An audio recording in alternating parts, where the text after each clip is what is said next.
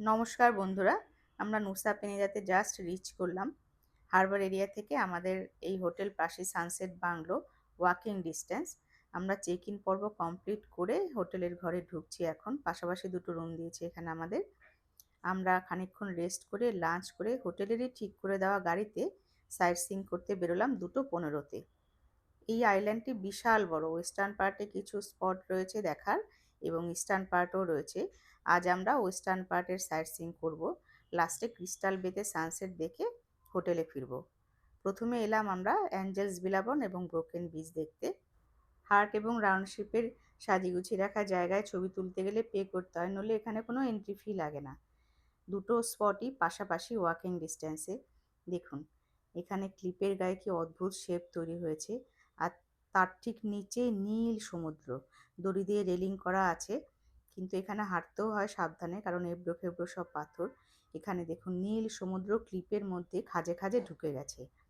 হয়ে গেল আমাদের দেখা। এখন আমরা ব্রোকেন বিচের দিকে যাচ্ছি। এই রাস্তাটা মোটরেবল নয়, সবাই হেঁটে হেঁটেই যায়। রাস্তা চেনার দরকার নেই, সবার পিছনে পিছনে গেলেই হয়। পৌঁছে গেলাম ব্রোকেন বিচে।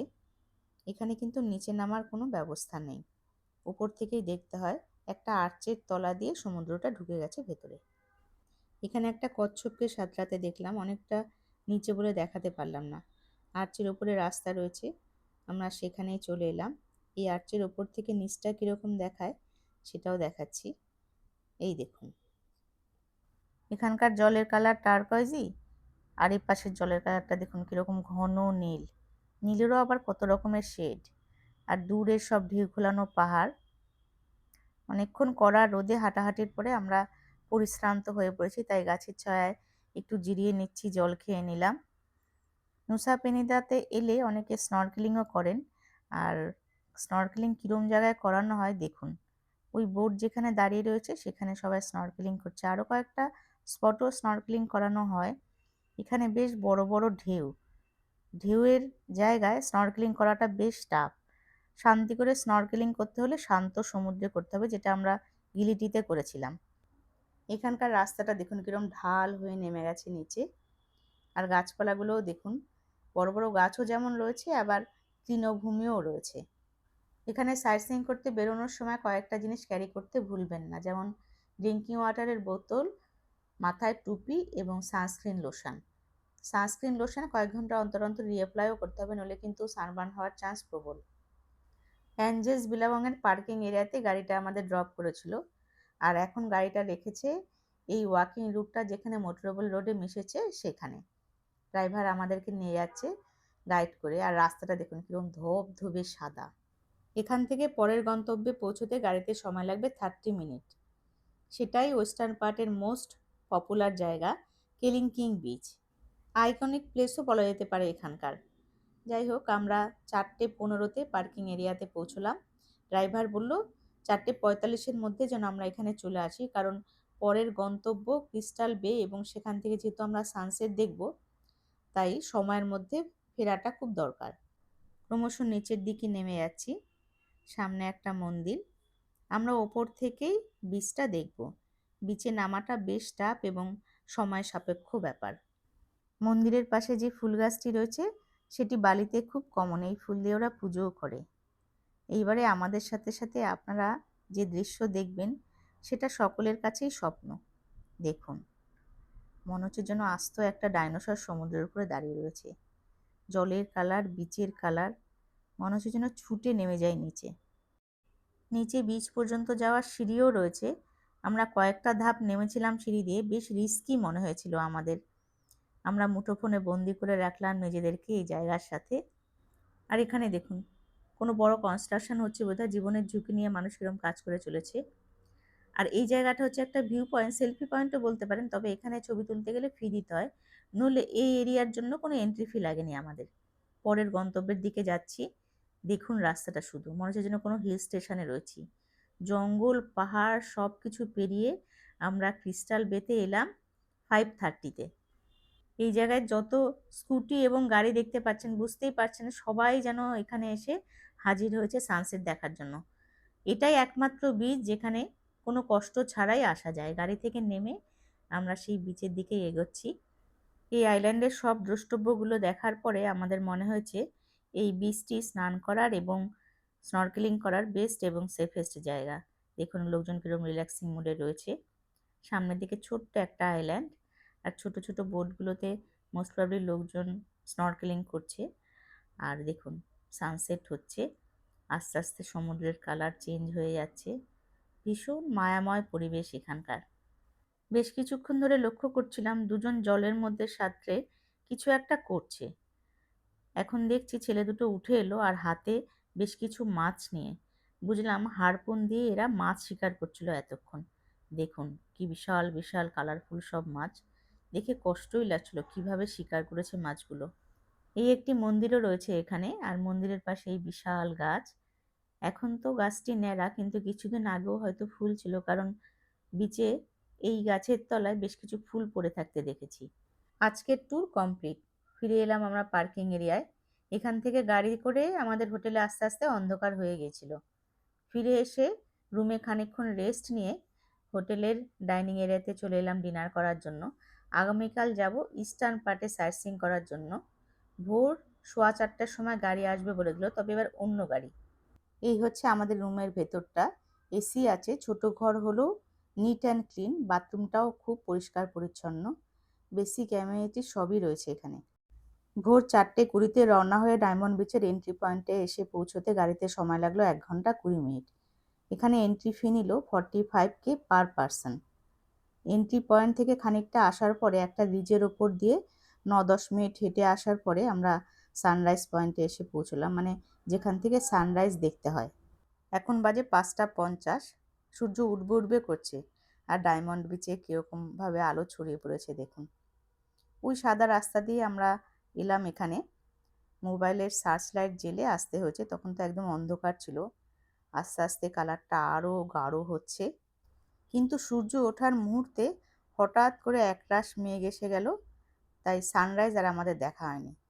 3জন ট্যুরিস্ট পরে এসে আবার যোগ হয়েছে, এবং এরাও কলকাতা থেকে এসেছে। আর মেঘ আসার পরে কীরকম কালার হয় বিচে সেটাও দেখুন একবার। আমরা যে রিজটা দিয়ে এখানে এসে পৌঁছেছি সেই রিজের এক পাশে রয়েছে ডায়মন্ড বিচ, এই সেই বিচ, আর রিজের অন্য পাশে রয়েছে আতু বিচ। দুটো বিচেই যাওয়া যায়, নামার রাস্তাও রয়েছে। যাই হোক, আমরা সানরাইজ পয়েন্ট থেকে নিচের সাদা রঙের স্ট্রাকচারটার কাছে নেমে এলাম। ড্রাইভার বলল এখানে ছবি তুললে পিছনের ডায়মন্ড বিচ খুব ভালো আসবে। ড্রাইভার কিছু গ্রুপ ছবি তুলে দিল আমাদের এখানে, আমরা নিজেরাও কিছু ছবি তুললাম। তারপরে আবার উঠে এলাম রিজের ওপরে। এখান থেকে ডায়মন্ড বিচ মোটামুটি দৃশ্যমান হলো, আতু বিচ রিজের ওপর থেকে কিন্তু ভালোভাবে দেখা যায় না, কীরকম জঙ্গলাকীর্ণ। তাই আমরা ঠিক করলাম আতু বিচে নামার রাস্তাটা দিয়ে খানিকটা নামবো, আর খানিকটা নামার পরে এরকম সতর্কবার্তা দেখতে পেলাম এখানে। বুঝলাম নামাটা ঠিক হবে না, আর রাস্তা বলতে তো এই বিচ যা দেখলাম এখান থেকে মোটেও অ্যাট্রাকটিভ মনে হলো না। এপাশের বিচ, ন্যাচারাল ভেজিটেশন, ল্যান্ডস্কেপ এইরকম, আর ঠিক এর অপর পাশে ডায়মন্ড বিচে যাওয়ার রাস্তা, বিচ এইরকম। পার্থক্যটা নিশ্চয়ই আপনারা বুঝতেই পেরেছেন।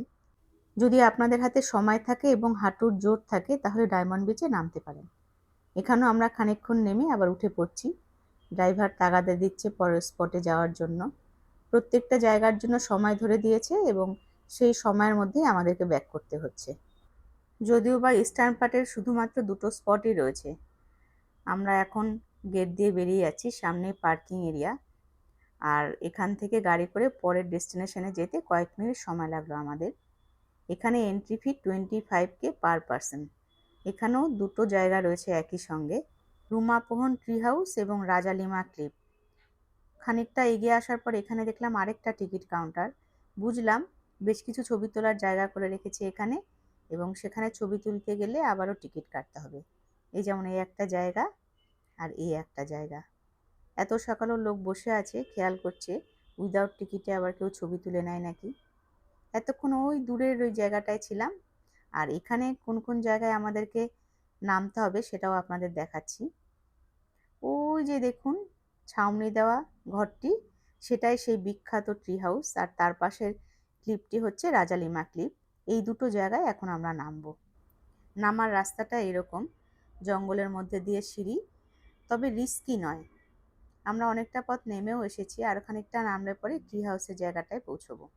এখানে একাধিক ট্রি হাউস থাকলেও সবগুলোতে ওঠা যায় না, যেমন এই ট্রি হাউসের সিঁড়িটা ভাঙা। সামনের দিকে যে ট্রি হাউসটা দেখছেন, এটাই সেই ট্রি হাউস যার ছবি আমরা সোশ্যাল মিডিয়াতে এত দেখি। অ্যাকচুয়ালি কীরকম সেটা দেখতেই পেলেন।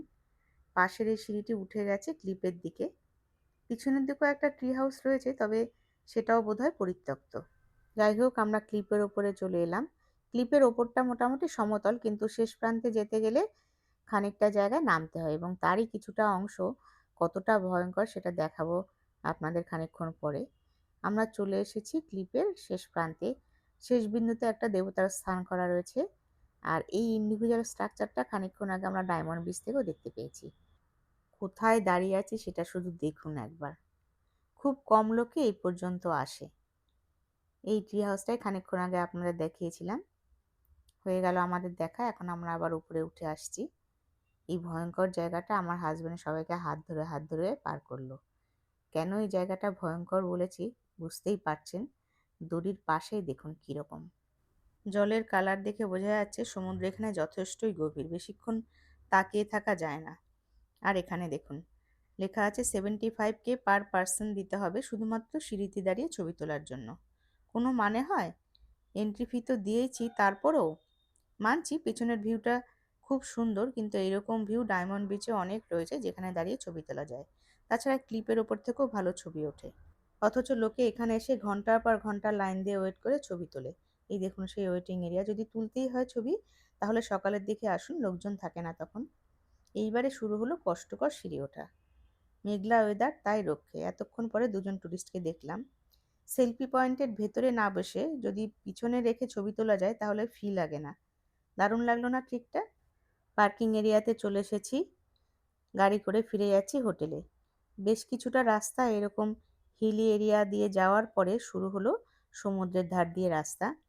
এই রাস্তাতেই পড়বে সাম্পালান পোর্ট এবং বুক হারবার। কিন্তু এই দুটো পোর্টে ফাস্টবোটের সংখ্যাও কম এবং অনেকটা ডিউরেশনে চলাচল করে। আমরা রয়েছি পেনিদা পোর্ট এরিয়ার পাশে। সেখানে অনেকগুলো পোর্ট পাশাপাশি, বলতে পারেন অ্যাডজয়নিং। আমরা রয়েছি টোয়াপাকা হারবারের পাশের একটা হোটেলে, যেখান থেকে সবগুলো পোর্টই ওয়াকিং ডিস্ট্যান্স। বুক হারবার থেকে পেনিদা পোর্ট এরিয়ার দূরত্ব 8 থেকে 9 কিলোমিটার। আমরা আজ বালি চলে যাব। ফেরির টিকিট কাটা নেই, কিন্তু আমাদের চিন্তা নেই, কারণ কোনো না কোনো ফেরি পেয়েই যাব ওখান থেকে। পৌঁছে গেছি হোটেলে, কিন্তু রুমে না গিয়ে ডাইনিং এরিয়ায় চলে এলাম, কারণ ব্রেকফাস্ট ইনক্লুডেড রয়েছে রুম রেন্টের সাথে, এবং ব্রেকফাস্ট টাইমিং সকাল 10টা অবধি। ব্রেকফাস্টে যে কোনো দুটো আইটেম চুজ করতে হয়, বেভারেজ সেকশন থেকে একটা এবং মেইন কোর্স থেকে একটা। আমরা বেভারেজ সেকশন থেকে ফ্রুট জুস নিয়েছি, এবং মেইন কোর্স থেকে নাসি গোরেন, মেয়ে এবং ব্রেড অমলেট নিয়েছি। এদের খাবার দাবারের মান ভীষণ ভালো। ওয়ান নাইট স্টে করলাম এখানে, খুব ভালো কাটালাম। এদের ঘরগুলো পাহাড়ের ঢালে ধাপে ধাপে রয়েছে, সুইমিং পুলও রয়েছে, সামনে এরকম উন্মুক্ত সমুদ্র। এর পরের ভিডিওতে দেখাবো কিভাবে আমরা বালি গেলাম এবং সেখানে কি কি দেখলাম। সঙ্গে থাকুন আপনারা। নমস্কার।